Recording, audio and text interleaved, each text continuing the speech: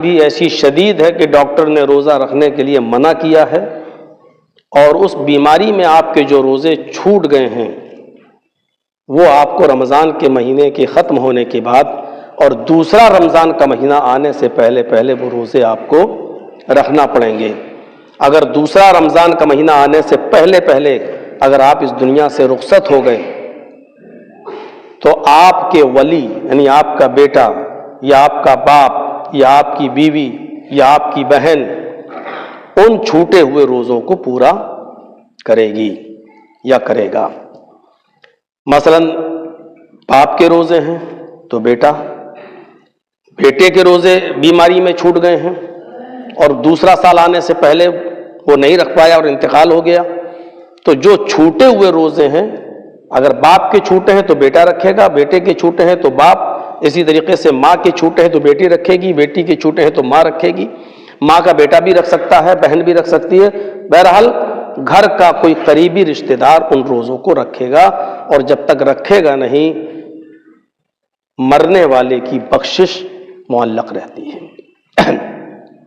تو میرے پیارے ساتھیوں، یہ روزے فرض ہیں۔ ہم اپنے ہی چھوٹے ہوئے روزے نہیں رکھ پاتے ہیں، اپنے رشتہ داروں کی کیا رکھیں گے؟ کتنے لوگ ایسے ہوں گے یہیں پر اسی مسجد کے اندر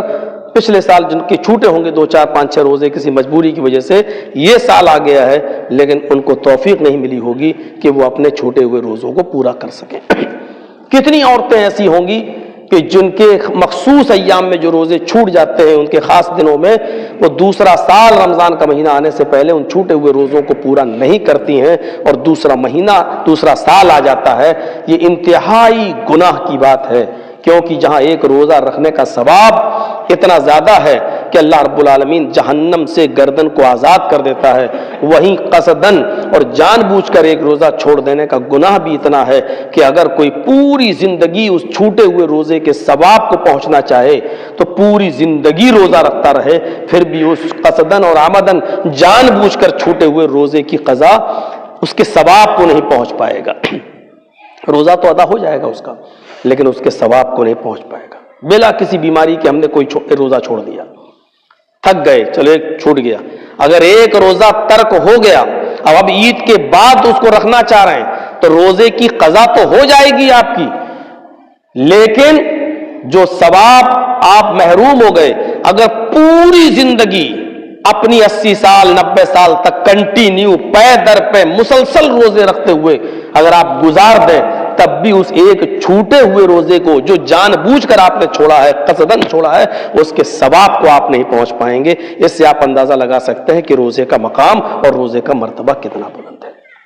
اللہ تبارک و تعالی ہم تمام مسلمانوں کو روزے کی قدر و قیمت کو سمجھنے کی توفیق عطا فرمائے اور روزے کی قدر کرنے کی ہمیں توفیق عطا فرمائے۔ یا ایھا الذین آمنوا کتب علیکم الصیام کما کتب علی الذین من قبلکم، ایمانوں والو تمہارے اوپر رمضان کے روزے فرض کر دیے گئے ہیں جیسا کہ تم سے پہلے کے لوگوں پر فرض کیے گئے تھے،